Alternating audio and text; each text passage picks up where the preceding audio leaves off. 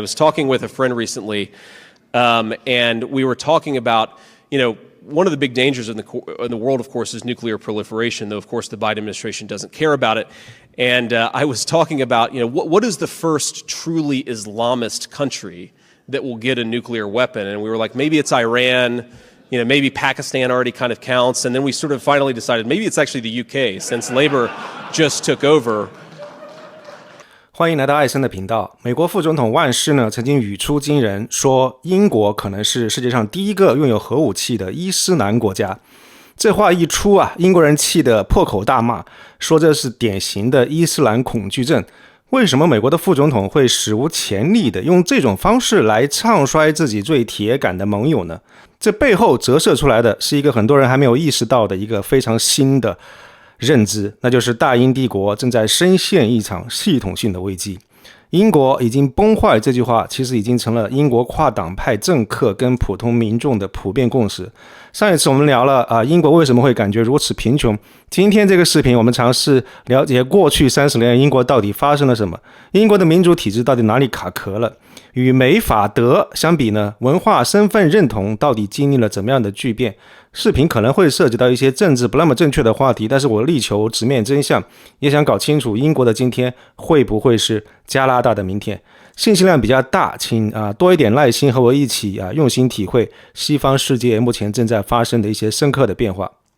作為現代民主制度的發源地，就算遭遇一些暫時的困難，理論上來講，英國人也應該能夠通過選票跟問責機制來糾正社會發展的偏差。但為什麼一個曾經運行良好的民主機器自我修復的能力好像漸漸失靈了呢？我們先看幾個觸目驚心的數據。根據2024年最新的英國民調數據， 73% 的英國人認為英國存在相當嚴重的貧困問題，高達 79% 的人認為英國的治理體系需要大幅改進，將近一半的人 45% 幾乎從不相信政府會把國家利益放在黨派利益之上。這個比例在短短4年裡面暴增了22個百分點。還有58% 的英國人認為政客根本不會說真話。這些數據是什麼概念呢？這意味着絕大多數英國人已經對於政治精英和整個的體制失去了最基本的信任。而這種信任的崩塌不是一天兩天造成的，從脫歐公投開始，脫歐撕裂了英國社會，也暴露了英國社會的深層次矛盾。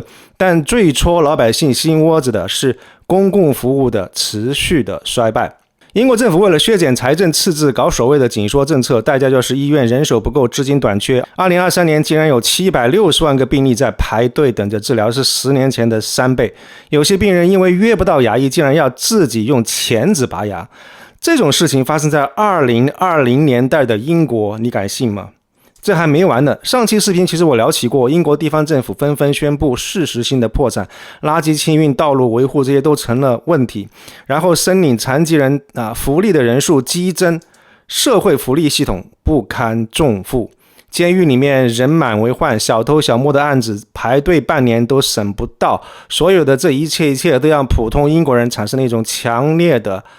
非常不好的感覺，那就是英國這個曾經的日不落帝國正在分崩離析。這些觸目驚心的現象其實只是冰山一角，信任的崩塌和服務的癱瘓背後是更深層次的結構性問題。讓我們看一看英國曾經引以為傲的這種政治體制是如何失靈的。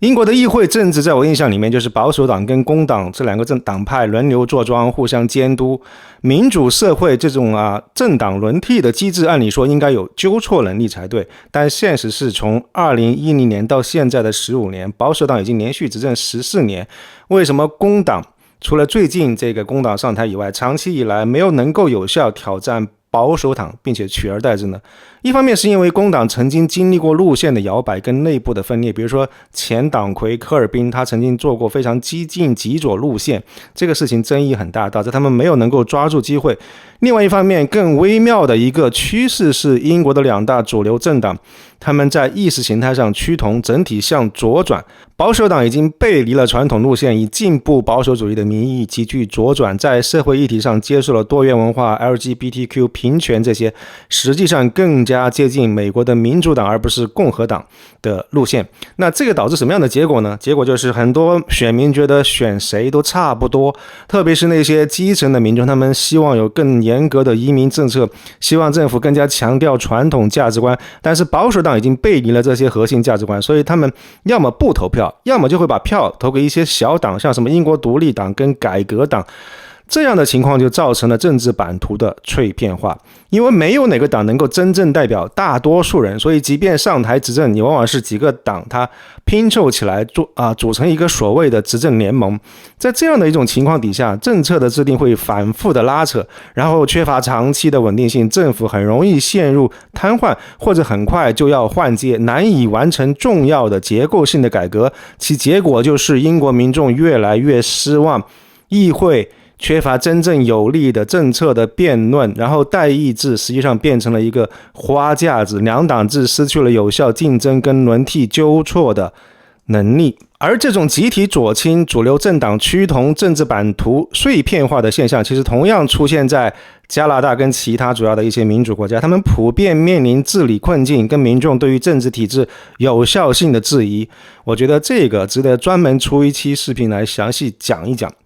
當主流政治沒辦法回應民眾的不滿的時候，民粹主義就會過來填補真空。2016年的這個脫歐公投，其實本質上就是一次大規模的自下而上的大型社會實驗，也就是對於現有的體制和精英的一次劇烈的糾偏的嘗試。公投的結果與議會多數意見相左，引發了憲政危機，因為很多英國人投票脫歐是希望能夠奪回對於國家的控制權，希望國家能夠變得更好，但結果呢？我不得不說，結果非常令人失望，因為脫歐的過程一波三折，暴露了英國治理機制的各種缺陷，政府的效率低下，談判拖沓反覆，一波三折。更重要的是，當初承諾的很多脫歐的好處跟願景，比如說把省下來的這個歐盟的會員費投給醫保系統，嚴格控制移民等等等等都沒有兌現。恰恰相反，脫歐之後，英國的移民數量不降反升，2022到2023年度還創下了歷史新高，經濟依然疲軟，通脹高企，生活成本危機日益嚴重。這個蘇格蘭的獨立公投跟英國的脫歐公投，它既是源自於身份認同焦慮的這種體現，其實本身也揭示了英國社會在文化層面存在的巨大的問題。然後第三個也是最深層次的、最核心的，也是最敏感的，就是英國制度的困境背後是20世紀末以來劇烈的文化跟社會結構的變化。1997年上台的工黨首相布萊爾將建設多元的、包容的英國作為願景之一，他大力推行所謂的多元文化主義，也就是俗稱的馬賽克政策。他不強求融合而是通過制度保障不同的文化群體，他們有平等的權利，有特色的發展。而這個被左派奉為圭臬的這個多元文化主義政策呢，給英國帶來了結構性的問題，特別是穆斯林移民群體的這個快速增長跟聚居，帶來了新的挑戰。英國脫歐以後限制了歐盟移民，但是對於南亞、非洲和中東反而更加開放，導致移民大量的湧入。我們來看一看數據英國的穆斯林人口從2001年佔總人口的 2.8%， 增長到2021年的 6.5%， 20年增加了 150%。皮尤研究中心預測，如果英國的移民潮繼續的話，到2050年的時候，穆斯林人口佔比將會接近 20%。與此同時，白人的比例將會從 86% 降到 67%。英格蘭會出現少數主義的總人口過半這種情況，對於英國社會來說，他們將會越過一個具有里程碑意義的臨界點。那任何社會都在變化，我們知道人口結構的變化本身也沒有什麼，但是英國的官方報告跟主流媒體對此諱莫如深，再加上人口結構的變化伴隨着融合上的困難跟挑戰，這個問題就更加的大了。通常我們看到移民歐洲的國家的這些二代呢，他們普遍存在一個融入的問題，英國也不例外。很多城市其實形成了穆斯林的聚集區，導致了所謂的平行社區或者平行的生活，也就是不同族群的人，他們生活在同一個城市，卻各自活在自己的圈子裡面。研究發現，在英國出生長大的第二代移民當中，出現與社會主流價值格格不入，甚至敵對的極端化傾向，這種情況非常的普遍。他們的二代更認同自己的穆斯林身份，而不是英国人的身份。更令人擔憂的是，英國穆斯林在就業方面仍然面臨嚴重的歧视。同等智力底下，穆斯林男性找到工作的可能性比基督教的白男低 76%。 那经濟上的边缘化反过来加剧了这种疏离感，形成了一种双向疏离的惡性循環。那这种变化跟挑戰英國社會能否公開的理性的討論，或者說是否存在一種無形的障礙來阻止了真相的呈現呢？新移民的融合挑戰其實已經足夠複雜，但接下來要說的更加觸目驚心，因為它揭示了政治正確如何讓英國的言論自由在敏感問題面前自我審查、自我閹割的窘態。人口結構跟文化版圖的深刻的變化給英國社會帶來了很多問題，但英國的很多機構包括政府、警察、社會服務部門長期以來因為害怕被指責是種族主義而選擇對於嚴重的社會問題視而不見，甚至刻意的回避跟壓制。最令人髮指的例子是發生在英格蘭北部多個城鎮連續多年的這種誘拐姦淫團夥的案件。官方的結衣調查報告披露，在長達16年的時間裡，當地至少有1400名白人女孩遭到有組織的性侵和剝削，而作案的團夥成員絕大多數都是巴基斯坦裔的男性。說實話，最開始看到這個新聞的時候，我是不敢相信的，我一度以為這個是陰謀論。你想想看，1400個受害者長達16年，這種匪夷所思的事情怎麼可能會發生在一個現代的民主法治國家，卻如此長的時間無人問津呢？獨立調查報告對於這個問題給出的答案就是，當地的警察跟社會服務機構長期以來對此是系統性的失職。為什麼會失職？因為他們害怕如果積極介入調查這些少數族裔的犯罪團夥，就會被貼上種族主義的標籤。那獨立調查官凱西曾經直言不諱地批評說，這種政治正確導致了對大規模性犯罪的故意失明，就是故意看不到。整個英國社會因為害怕被稱為種族主義者，而一直不敢去挑戰某些少數族裔社區當中根深蒂固的這種性別歧視跟父權的行為。想象一下，那些受害女孩跟他們的家庭，他們經歷了怎麼樣的絕望，而保護他們的這些機構卻因為害怕政治不正確而選擇了沉默和不作為。這個還不是孤立，2014年其實伯明翰也曾經爆出來所謂特洛伊木馬事件，一些公立學校被發現受到了伊斯蘭強硬派的滲透來推行宗教議程。那最初也有一些官員不願意深入調查，擔心引發對於穆斯林社區的負面影響。這種文化敏感已經扭曲到了形成一種討論的禁區，就是很多關於移民融合文化衝突的真實的問題，在公共領域很難進行非常坦率跟理性的討論。任何人敢觸及這個話題，都有可能會扣上種族主義跟伊斯蘭恐懼症的帽子。不幸的是，這種情況在加拿大同樣存在。所以有人可能會問，那媒體監督呢？民主國家之所以不同於專制國家，不就是因為有新聞自由嗎？但是英國的情況比較特殊，因為他們只有一個主要的新聞來源。在英國的社會有 60% 的人他們會收看 BBC 的新聞，不論是工黨還是保守黨的支持者，他們都普遍信任 BBC 播出的內容。而 BBC 有多左，從他們拒絕將哈馬斯稱為恐怖分子就可見一斑。所以政治不正確的東西其實變成了主流媒體自我審查的禁區，而長期宣傳洗腦的結果，英國社會整體有多左傾不難想象。結果是什麼呢？結果就是英國社會的這些問題不但不會消失，反而因為有人刻意的掩蓋而變得惡化。所以這個揭示了一個相當殘酷的真相，就是現在在英國在一個民主社會，為了追求表面的和諧或者所謂的政治正確而犧牲了直面真相的勇氣，為更大的危機埋下了伏筆。制度的失靈不僅僅在於效率低下，更在於這種面對核心挑戰時的道德怯懦跟功能癱瘓。這種為了政治正確而犧牲真相的道德怯懦，是否已經滲透到了英國社會的方方面面？它對於英國的未來意味着什麼？這個或許才是理解英國當前困境的一把關鍵的鑰匙。萬氏那句穆斯林和國家的這個預言，其實折射出了英國來自於整個西方世界在面對全球化、移民潮、身份認同挑戰時普遍存在的焦慮跟困惑。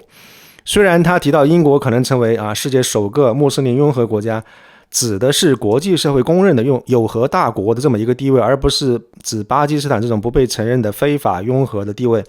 他的隱含的判斷就是有朝一日穆斯林將在政治上主導英國，從而控制核按鈕，造成國際地緣政治格局上的重大轉變和影響。那問題來了，同樣是核武國家，然後穆斯林的人口占比也與英國差不多，為什麼萬世他並沒有攻擊法國呢？原因就在於說，法國奉行的是強力同化的共和主義模式，不承認任何族群或者宗教少數的這種特殊地位，他要求所有的公民必須要淡化私人的民族跟宗教身份，統一來擁抱法國公民的身份。因為法國人在政策上拒絕了多元文化主義，所以成功的避免了英國的這種平行社會的這種出現。而德國的情況介於英法之間，德國的穆斯林，比如說他們的土耳其裔跟阿拉伯裔在經濟上其實融入的程度相对較好，但是2015年敞開大門接受超過100萬的中東難民以後，德國的情況其實也開始急轉直下。但是總體來說，德國社會有非常穩定的關於民族融合這種政策的共識，而且他們相對更務實，也能夠推進漸進的這種調整。而英國的脆弱性在於歷史原因造成國家的身份認同非常的模糊而且敏感。法國人非常自豪的高唱馬賽曲美國人宣揚美國夢，但是英國人卻羞於討論愛國主義。而溫和的多元化政策固然展現了英式自由傳統的這種包容，但是卻也錯過了塑造共同認同的這個契機。英國政治精英長期以來諱言這種種族宗教這種敏感議題，而法國人卻通過爭吵不斷的立法，把該吵的架都吵完了。英國呢則堆積了未解的矛盾，讓這些矛盾潛伏在水面以下。因此有人戲稱英國表面上這個社會看起来很平靜，實際上卻在夢遊般的走向分裂的危險。法國因為長期強硬推行世俗化路線，所以很少有人會質疑他們的這個國族的連續性。美國呢，族群更多元，而且愛國的敘事使得國家認同根基深厚。英國同樣是核武在握，但是他們的身份認同脆弱，而且又在夢遊。如果有朝一日英國國內的這個族群撕裂到了極端，國際社會其實是有非常充分的理由擔心這個核武安全的。從這個意義上來講，其實萬世的話倒也不是危言聳聽。這就是為什麼不單只是萬世，有很多觀察家都對於英國的未來感到擔憂，認為英國大概率會是最先可能撐不住的西方國家。所以面對如此複雜的困境，英國是否還有自我革新的能力？需要做出哪些艱難的選擇，才有可能避免搖搖欲墜的命運呢？這個不僅僅是英國的問題，也是很多西方國家需要共同面對的挑戰。歡迎大家在評論區分享您的觀點。如果您覺得我的分享對您有幫助的話，請記得點讚、分享並訂閱艾森的頻道，打開小鈴鐺。祝您有心情愉悅的一天，謝謝。